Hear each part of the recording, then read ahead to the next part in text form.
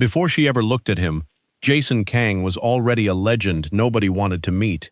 People in the city's underworld called him the coldest boss the syndicate had ever seen. A man who ran his criminal empire the way a general runs a war, with cold precision, airtight logic, and absolutely no room for sentiment. Rivals feared him. His own men respected him from a careful distance. Nobody crossed him twice, and nobody who tried lived to brag about it. Jason had clawed his way to the top of the organization from nothing, through years most people would rather forget. Every decision he made was a calculation. Every relationship he had was a transaction. He had trained himself, deliberately and completely, to feel as little as possible, because in his world, feeling anything was the fastest way to end up dead, or worse, to get someone else killed. So when his old friend Ellis called him on a rainy Thursday night, Jason almost didn't pick up. "I need a favor," Ellis said, breathless. "Please, man, just this once." "I don't do favors," Jason said flatly. "It's not that kind of favor. I set up a blind date and I can't make it. Family emergency. Just go, sit with her for 10 minutes, tell her I got held up, and leave. That's it." Before we find out what happened when the city's most feared crime boss walked into a blind date he never wanted, take a quick second to support the channel. If you're enjoying stories like this, don't forget to like this video, subscribe, and turn on notifications so you never miss the next chapter. And while you're here, tell us in the comments, where are you watching from, and what do you think is about to happen when Jason meets her? We'd love to hear your predictions. Now, let's get back to the story. Jason closed his eyes. He owed Ellis more than he'd ever admit out loud, a debt from years ago that he'd never fully repaid, not in the ways that mattered. 10 minutes, he finally said. Nothing more. He changed out of his work clothes into something plain and unremarkable, grabbed his keys, and drove through the rain to a small cafe near the University District, a place he'd never had reason to visit before. The bell over the door rang softly as he stepped inside, shaking rain from his sleeves. And that was when he saw her. She was sitting by the window, a notebook clutched against her chest like armor, warm light catching the edges of her blonde hair. She looked nervous, fidgety even, but there was a determination underneath it, something steady in the way she kept glancing at the door. Her name, he would learn a moment later, was Sandra. She looked up, their eyes met, and something shifted inside him. Not the sharp alertness he felt when a deal was about to go wrong, not the calculated wariness of meeting a stranger who might be useful or dangerous. Something else.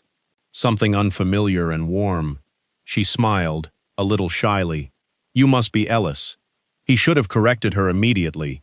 Instead, without quite deciding to, he said, "Yes," and sat down across from her. 10 minutes, he told himself. Just 10 minutes.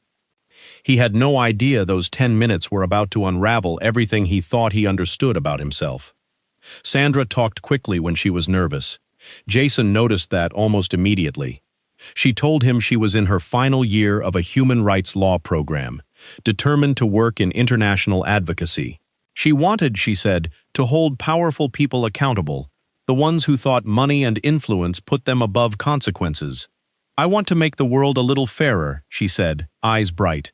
"Even if it's an uphill fight." Privately, Jason almost laughed. He knew better than anyone how unfair the world could be. "And how exactly do you plan to do that?" he asked, keeping his tone light. She leaned forward, completely unguarded. "By standing up to the kind of men who think the law doesn't apply to them." Her words landed harder than she could have known.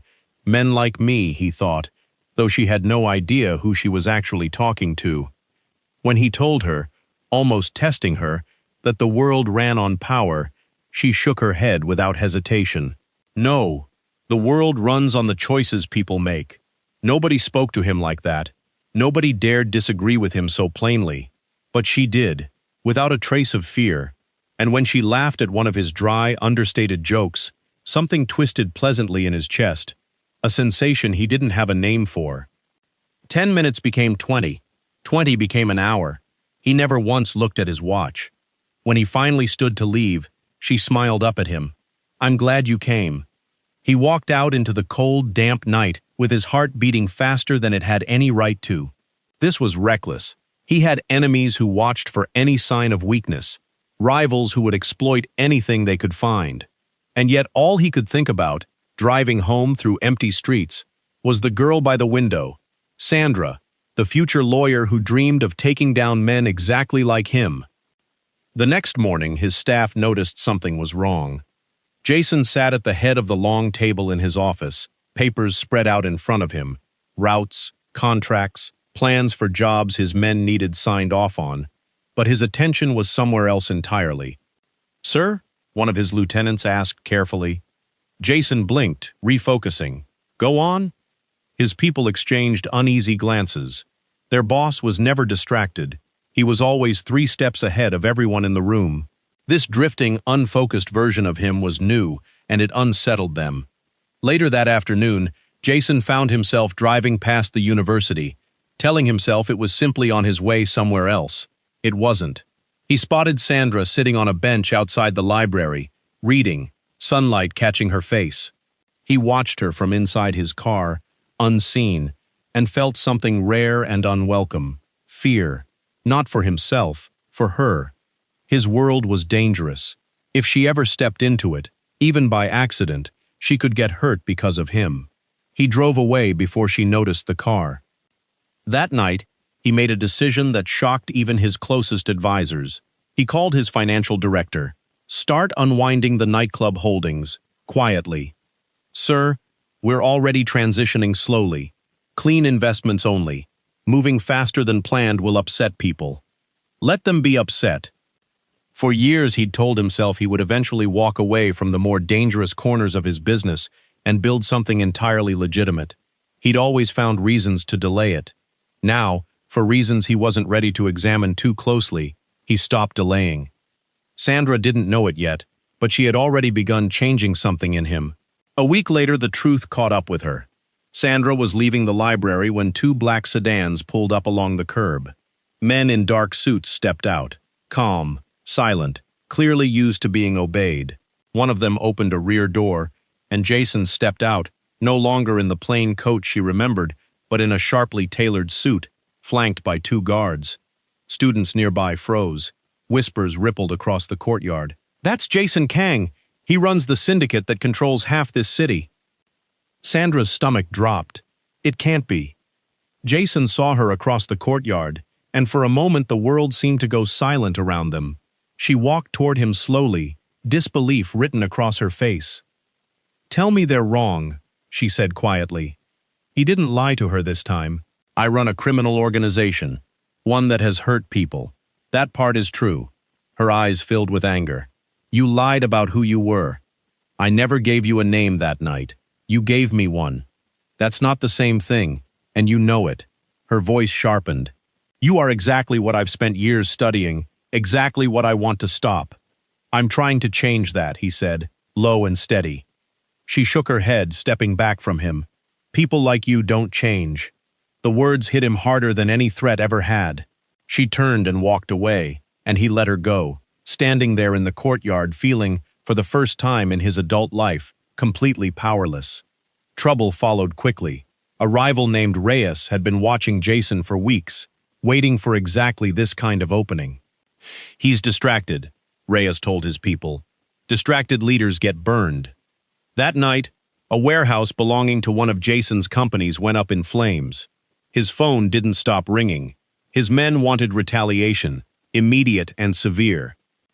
Jason sat in silence, watching security footage of the fire on a screen. Retaliation would have been easy, familiar, even comfortable. But Sandra's voice kept replaying in his mind. "The world runs on choices." "No retaliation," he said finally. The room went quiet. "Boss, we can't just let this go. We're done with that kind of response." Some of his people looked stunned. A few looked openly frustrated. None of them argued further. Later that night, an anonymous message arrived on his phone. "Stay away from the girl, or she gets hurt." His blood went cold. Somehow, his enemies had learned he'd kept her separate from his world, and they were smart enough to use that against him. It was the oldest trick in his own playbook, and seeing it turned against him made his stomach turn. He stepped out onto his balcony, staring down at the city lights, weighing two paths in front of him: push her away permanently to keep her safe, or stop hiding and fight for a different kind of life entirely, not through violence, but by stepping fully into the open. His phone buzzed again. A photo. Sandra, leaving campus, taken from a distance. His jaw tightened. For years he had feared nothing. Now he was terrified of losing the one thing he'd just found. Jason barely slept that night, staring at the photo of Sandra walking across campus. A second message arrived an hour later. Relax. Just pressure. Business as usual. Stay focused. It wasn't really about hurting her. It was a test, to see whether he'd lose his composure over a woman. And for the first time in years, he nearly had. The next morning, Jason made an unexpected move. No threats, no weapons, no quiet retaliation. He called a press conference. His advisors were stunned. "Sir, are you certain?" "Yes." Cameras flashed as he stepped onto a stage in a bright, ordinary conference hall. No guards flanking him, no dark suits crowding the room. Reporters murmured among themselves. "The man they call the Ledger is going public. Starting today," Jason said calmly, "every business under my name will operate under full legal compliance, financial transparency, and community partnership. No hidden holdings, no shadow deals." Gasps rippled through the room. It was a bold, risky move, the kind of announcement that could hand every rival in the city an opening. But it was clean, and for once he didn't care who it upset. Across town, Sandra sat in a campus cafe when the broadcast came on the television mounted above the counter. She froze. He looked different, still serious, still composed, but no longer hidden. Her classmates murmured around her. "Isn't that the guy who came to see you that one time?" Her phone buzzed. A text from him. "I told you I was trying to change it." Her heart pounded. She didn't reply, but she didn't block his number either. Days passed. Jason stayed away from the university, unwilling to pressure her. Instead, he did something quieter. He anonymously funded the school's legal aid clinic, established scholarships for international students, and invested in struggling local businesses. No press releases, no credit taken. Sandra's professor mentioned it in class one day. Whoever this donor is, they clearly believe in fairness. That word stuck with her for days. One evening, as the sky turned orange over the water, Sandra walked alone along the river, needing space to think. "Still fighting the world?" a familiar voice asked behind her. She turned. "Jason. No guards, no cars, just him. How did you know I'd be here?" "You mentioned once that you come here when things feel like too much." She blinked, surprised he'd remembered something so small. They walked together in silence for a while before she finally spoke. "I saw the press conference. I meant every word of it." "Why now?" she asked quietly. He looked out at the water. "Because I was tired of being feared, and because you made me question the man I was becoming." She studied his face carefully, searching for any trace of performance, and found none. "I still don't trust you," she said honestly. "I know. But I also don't think you see the same man everyone else describes. That's because you've been trying to leave him behind." The wind moved gently between them. For the first time, there was no tension in the silence, just honesty. "You've hurt people," she said. "Yes, that doesn't go away. I don't expect it to."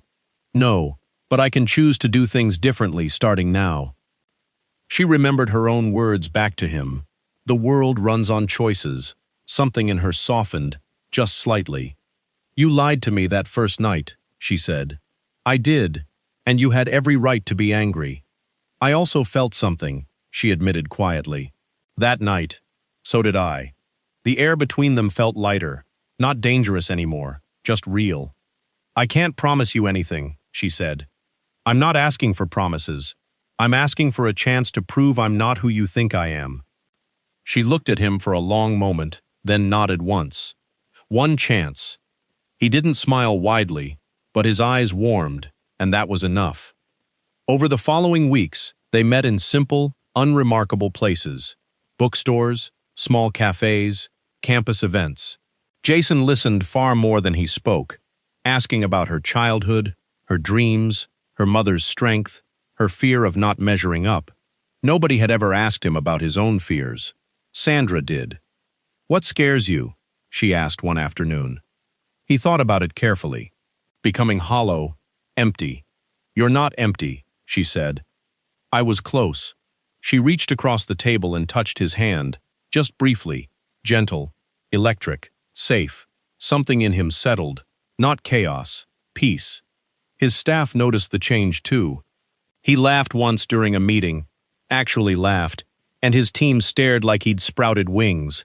His businesses grew simpler, cleaner, more public. Old associates who wanted trouble drifted away on their own.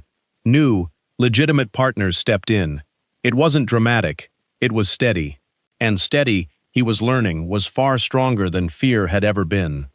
One evening, walking Sandra home, they stood beneath the streetlights outside her building. "My friends think I've lost my mind, talking to you," she said. "They're not wrong to worry." She laughed. "You're not what I expected. I still don't know if that's good or bad." "Confusing, maybe," he offered. "I don't want to control your life, Sandra. I don't want to pull you into anything dark. If this ever feels wrong, you walk away, and I won't stop you." She searched his face and found he meant it completely. "Are you doing all of this because of me?" she asked softly. "I'd already started changing before you, but meeting you is why I stopped putting it off." He paused. "You make me want to be someone I'm not ashamed of." The sentence wrapped itself around her heart. She stepped closer, not quite touching him, just close enough to feel his warmth. "This is terrifying," she admitted. "I know, but it doesn't feel wrong." The weeks that followed felt lighter, warmer. Jason began walking her to class when his schedule allowed, waiting outside with coffee, pretending to check messages, while really just watching for her smile. She started saving him a seat at the small campus cafe. One rainy evening, they got caught beneath a shop awning, waiting out a sudden downpour. Sandra hugged her arms around herself. "I forgot my umbrella, of course." Without hesitation, he shrugged off his coat and settled it over her shoulders. "You'll freeze," she protested. "I've survived worse than rain." She looked up at him, raindrops tracing down his hair and jaw. For once he didn't look like a powerful, guarded man. He looked simply, entirely human. "Why did you really stay, that first night at the cafe?" she asked. "Because when you looked at me, you weren't afraid. I didn't know who you were yet." "I'm not afraid now either," she said, stepping closer. The rain slowed to a drizzle, but neither of them moved. He brushed a drop of water from her cheek, slow and careful, like she was something fragile and rare. Their eyes held, and this time when he leaned in, she didn't pull back. Their first kiss was unhurried, not desperate, just two people trying something neither of them fully trusted yet, both of them a little stunned that it had actually happened. When they finally pulled apart, both were breathing differently. "I suppose this is reckless," she whispered, smiling. "No," he said. "So, this feels right." Their relationship deepened quietly. Jason opened up about sleepless nights and old regrets. She told him about the pressure of proving herself in a country that wasn't her own. They learned each other's fears and strengths in equal measure. Jason stopped keeping her separate from his life. He invited her to a charity dinner his company was sponsoring. No secret entrance, no shadows. When they arrived together, cameras flashed. Sandra squeezed his hand nervously. "You don't have to do this," she murmured. "I want to." Inside, he introduced her plainly. "This is Sandra. Not a secret, not an accessory. Just Sandra." She noticed how differently his staff treated him now. Less fear, more genuine respect. Walking by the river afterward, she asked, "Do you regret meeting me?" He stopped walking. "Never. My life got more complicated. It also got clearer. I'm still going to fight the kind of injustice you used to represent," she warned. "I'd expect nothing less. What happens when we disagree?" "Then we talk. We learn. We choose better." That word again, choose. She realized he wasn't trying to own her. He wanted to grow alongside her, and that terrified her in an entirely new way, because it felt permanent. She turned to face him fully. "Jason Kang," she said softly, "I think I'm falling in love with you." For a man who once believed love was a liability, the words landed like sunlight breaking through storm clouds. He lifted her chin gently. I don't think I'm falling, he said. I already have. Her eyes filled with tears, though she was smiling. Under the city lights, something steady and real began to take shape between them, built not on fear or deception, but on choice. The morning after she told him she loved him, Jason showed up at her building earlier than usual. When she came downstairs, she paused. You look serious. I am. His heart, he realized, felt full in a way it never had before. I don't want to keep walking beside you without being clear about what this is. Sandra, will you be with me? Officially? You mean boyfriend and girlfriend? Yes. No secrets. No secrets, she echoed. No pretending. No pretending. No controlling your choices, he added. Never. Her lips curved into a slow smile. For a man who claimed he doesn't date, you're doing this very properly. I'm learning as I go. I don't want half of you, she said, stepping closer. You won't get half. She took a breath. Okay, yes. For a moment he simply stood there, and then the rarest, smallest smile crossed his face. A smile that somehow felt more powerful than any deal he'd ever closed.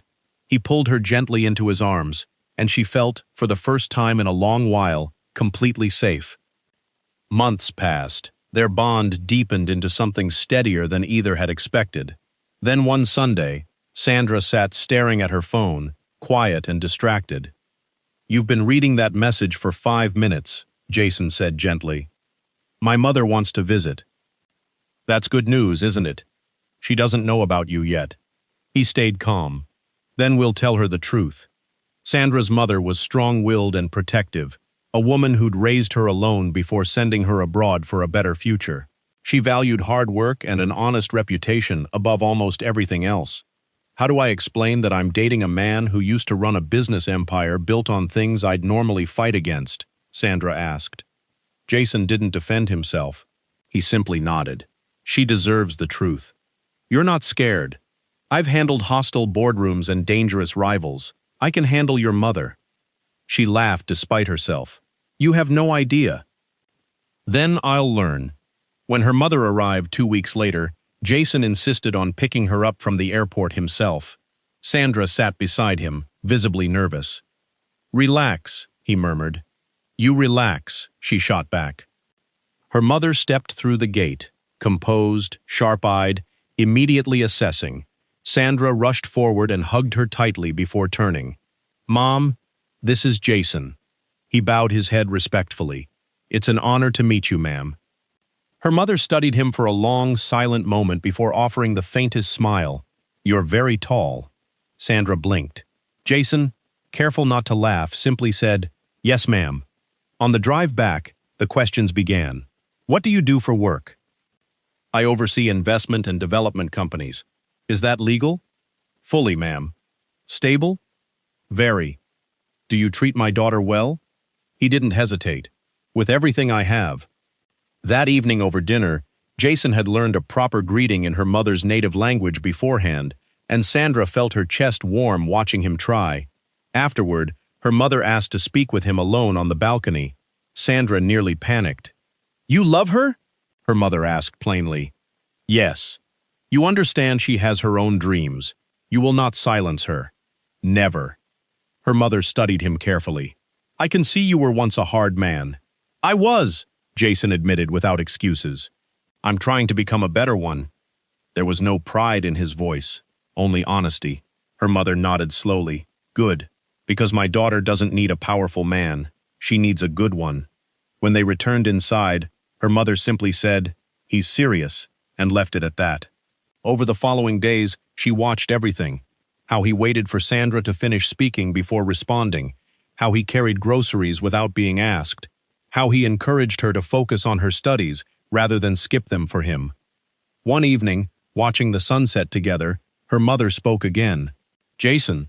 Yes, ma'am. You are not perfect. No, ma'am, but I'm trying. Then keep trying. That single sentence meant more to him than any approval ever could.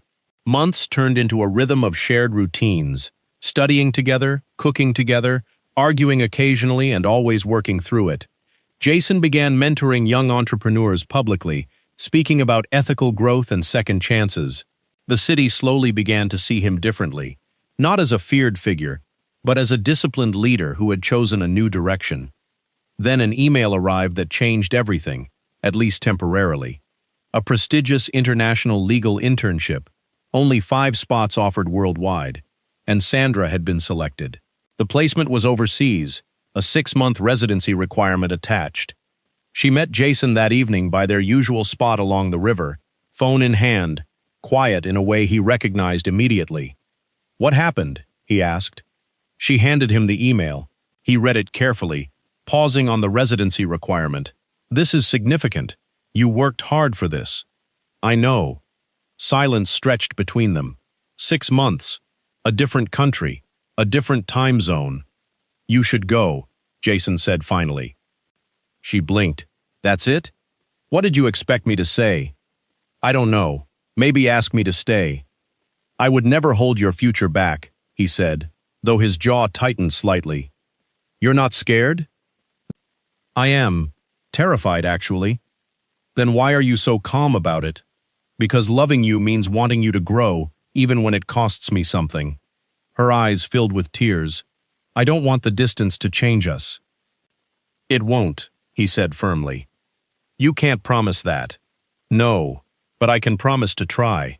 She stepped closer. "What if we grow apart? What if we fight?" He held her shoulders gently. "Sandra, look at me. Do you love me?" "Yes." "Do you trust me?" "Yes." "Then we'll get through 6 months." She laughed through her tears. "You make it sound so simple." "It isn't simple. It's just a choice." That word again. Always coming back to that word. "And I choose you," she whispered. "I'll go, and I'll come back." "I'll be here," he said. The weeks before her departure were quiet and full. Long walks, late dinners, unhurried conversations they didn't try to rush. He attended her small farewell gathering with her classmates, sitting quietly beside her instead of dominating the room. When she gave a short toast, she glanced his way. "And to the person who reminded me people really can change, thank you." He didn't look away. The night before her flight, they returned to the river where everything between them had first shifted. "Remember our first real conversation here?" she asked. "You told me you were afraid of becoming empty." "I remember." "Are you still?" He shook his head. "Not anymore." At the airport, the goodbye was quiet. No dramatics, just steady eye contact and a long embrace. "I'm not scared," she whispered against him. "Good, but I'll miss you." "I'll miss you more." She walked toward the gate, then turned back one last time. He was still standing there, calm and unmoving, watching her go. For the first time in his life, letting go didn't feel like losing control. It felt like trusting something bigger than his fear. The months apart were filled with video calls late into the night. She told him about courtroom observations and unfamiliar customs. He told her about new partnerships and community programs taking root back home. They argued once over scheduling, apologized, and grew from it. Distance, it turned out, didn't weaken them. It refined them. 6 months later, Jason stood at the airport again, this time waiting, not saying goodbye. When Sandra came through the arrivals gate scanning the crowd, their eyes met instantly. She dropped her bag, and he walked toward her, unhurried, but certain. She stepped into his arms, and the embrace felt different this time, steadier, proven by distance and time. "I'm back," she said against his chest. "I know. Did you change while I was gone?" "Yes." "How?" "I became more patient." She laughed softly. "And I became more sure." They left the airport hand in hand, no shadows trailing them, no whispers of fear following in their wake. Just 2 people who had chosen each other again, deliberately, with open eyes. That evening, standing once more on the rooftop where they had first made things official, Jason looked at her seriously. "When you first met me, I was a man people were afraid of." She nodded. "Now people respect me, but that's not what I mean." He paused. "I mean my heart. You changed it." "No," she said gently, stepping closer. "You changed it. I just reminded you that you were capable of it." The city lights glittered around them, calm and steady. He took her hands in his. "I don't regret that blind date." Neither do I. It was the beginning of something better. And love, she added. He smiled. And love. Then, after a quiet moment, he added, You know, Ellis told me later that he never actually needed a favor that night. He set the whole thing up on purpose, because he wanted me to find something worth living for. She laughed, surprised. That's either the most romantic or the most reckless thing I've ever heard. Maybe both, he said. Either way, I didn't just find someone to date. I found the person I want to build a life with. They stood together quietly under the night sky, in no hurry to reach whatever came next, grateful simply for the road that had brought them there. A man once feared, who chose to become someone different. A woman who believed, against all odds, that people really could change. And together, they had built something honest, steady, and entirely their own.